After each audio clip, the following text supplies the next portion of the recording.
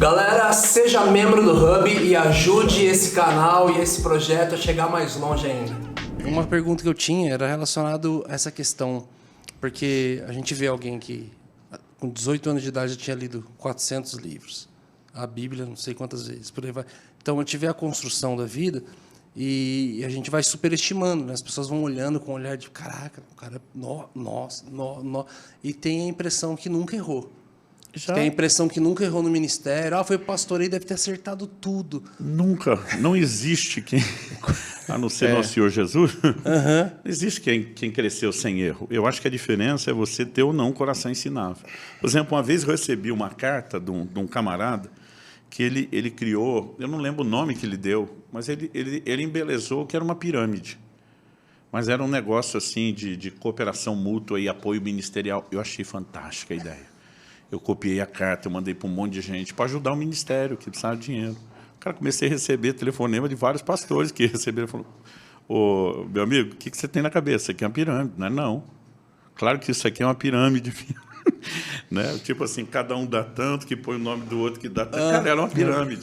Ele falou, uma hora esse negócio rebenta e quem entrou depois está frustrado. A construção quer ajuda, pede sua oferta. Olha o corte, Luciano Subirá, com pirâmide. Entrou em pirâmide. Entrou em pirâmide. Então, assim, eles não deixaram o negócio ir para frente. Aí, na hora, Bebon Church. sabia para quem tinha mandado a carta, quem não se manifestou, eu falei, cara, recebi aqui uma advertência, não tinha noção do que se tratava, me perdoa. Cara, botei o rabinho no meio das pernas, me perdoa, esquece, apaga, dá um fim nesse negócio. E não existe isso hoje, né? Você voltar atrás, você pedir desculpa, falar, gente, se retratar, a galera não faz. Não, as pessoas não fazem.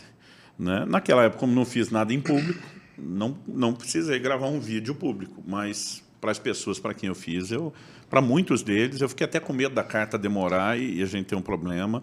Eu liguei, pedi perdão. Teve nego que não tinha nem recebido a carta ainda, eu já estava ligando. Falei, cara, a hora que chegar um envelopinho assim dessa cor, já rasga ele. Então, assim, essa é uma das situações. Mas, assim, às vezes pregar, o cara, você está falando uma frase absoluta demais. Pondera. Né?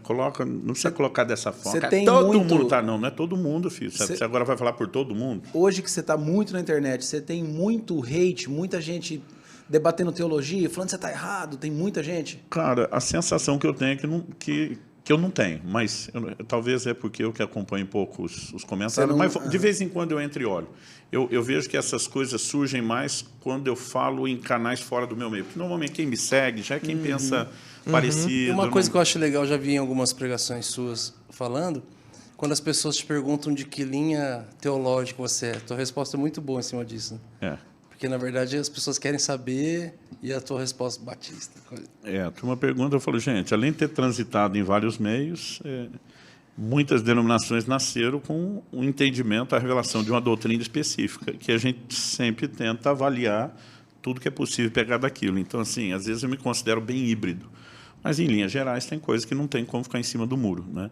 Quando o cara me metralha e pergunta, tipo, o calvinista é arminiano? Arminiano, não tem o que defender. Mas, assim, transitar no corpo me fez aprender a separar, primeiro, duas coisas. O que cada um pensa e crê de acordo com a sua escola não define tudo que a pessoa é. Eu tenho pessoas que pensam doutrinariamente diferente de mim e são uma inspiração de vida cristã. Então, tem algumas dessas pessoas que encontro que eu não tenho nem coragem de discutir doutrina. São homens piedosos que me inspiram, parecidos com Jesus. Para mim, isso basta. E gente ética, que sabe que eu penso diferente, ele não fala isso quando vem na minha igreja, eu não falo daquele assunto quando vou na igreja dele, e bola para frente. Né? Então, assim... maturidade. Eu acho que saber lidar com as diferenças, porque eu acho que o que a gente não pode é aceitar mexer naquilo que é essencial. Então, se o cara está pregando uma salvação, que não é a fé no sacrifício substitutivo de Cristo, heresia, nós vamos ter que ir para cima e lutar.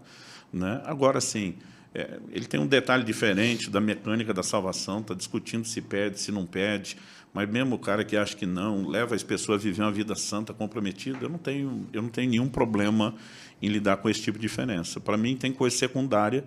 Aliás, era uma frase dos Morávios que Wesley popularizou, e dizia nas coisas essenciais unidade, nas secundárias tolerância e em tudo o amor. Então, eu acho que transitar no corpo me ajudou. E talvez eu entre em muitos lugares porque eu sei que se me chamam e determinada área é um problema, eu não vou. É o meu livro novo que saiu da Graça. Alguns pastores estão me ligando, cara, vem lançar aqui. Eu digo, eu quero que você leia primeiro. No seu caso, o capítulo tal, porque eu sei que estatisticamente... O senhor já sabe pela, pontuar, já. pela sua formação, eu sei que você pensa diferente. Então, legal. assim, eu não quero criar um problema para você aí. É possível que alguns membros da sua igreja já tenham comprado pela internet. E você fica à vontade para dizer que você discorda de mim no capítulo tal. Que legal. Porque, assim, a ideia não é chegar causando... Porque é uma cultura hoje. Mas é fácil para você isso?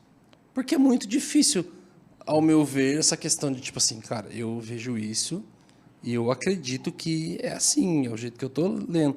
E, de repente, vem alguém e fala, não, cara, isso aqui não é verde, isso aqui é azul. E essa tampinha tá bem discutível, né? Tá no meio. Tá, peguei o exemplo certo. Tá tipo assim, não, para mim é verde, cara, para mim é azul. E a tendência de ver a pessoa falando, cara, esse é azul, você fala, não, cara. Se possível ter a paz com todos, é difícil, né? É difícil, mas assim, se a pessoa quiser discutir, eu sempre gosto da discussão. Mas assim, dependendo do propósito. Outro dia um cara falou para mim, você é daqueles que crê nisso, mexeu no assunto, e já meio que espetando. Eu falei, meu amigo, se você quiser uma discussão para a gente crescer, eu estou aberto. Se for só para ver quem é melhor no negócio, não quero não. Aí ele usou minha tentativa de sair como quem diz assim, já está com medo. Aí assim... O homem que habita em mim. Aí a carnalidade levantou e eu falei, olha, eu sei que o que você crê é baseado no livro tal, de fulano de tal. Eu estou com esse livro rabiscado de cabo a rabo, de fio a pavio. Eu falei, na boa, você não quer entrar nessa briga comigo, não acho que eu não estou pronto para ela. Você não tem nenhuma intenção de mudar a sua posição, eu não tenho a minha. Se não for para a gente só ventilar a possibilidade de ajudar o outro, vamos pular essa parte. Eu não falo disso na sua igreja, você não fala na minha. Ele falou, cara, me desculpa, você está certo, mas não tocamos. Eu sabia que ele também não queria discutir. Né? Então, assim, só medir força por medir força não vai produzir nada que deixe um sorriso no rosto de Jesus. Então, mas com certeza também você teve... Aqui talvez foi para um lado delicado da conversa, mas... não necessariamente pessoas que pensavam de alguma forma algo bíblico você pôde falar e teve a cosmovisão mudada ali. Mas aí estamos falando de assuntos secundários. Se eu perceber uma pessoa equivocada num elemento mais sério, eu digo, não, isso aí não. Agora depende do nível de proximidade e abertura. Né? Então, assim, tem receptividade, que de fato está debaixo da influência do meu ministério, não está. Então, para mim, tem outros filtros. Mas... em relação, por exemplo, eu torno público o que eu acredito e penso. Então, eu falei para o cara, eu tenho um curso online inteiro sobre isso. Meu panorama sobre esse assunto são tantas horas. Inclusive, se você quiser discutir, assim como eu fui ler o que você acredita, eu espero que você faça a mesma coisa do lado de cá, depois a gente... para não ficar falando tudo a mesma coisa de novo para todo mundo. Mas tem momentos que eu encontro pessoas assim que o cara está, cara, por que isso? E você vê que ele é sincero, ele tem uma abertura. E aquele outro, e você tem equivocado nisso. Por causa disso. E eu já vi muita gente voltar atrás.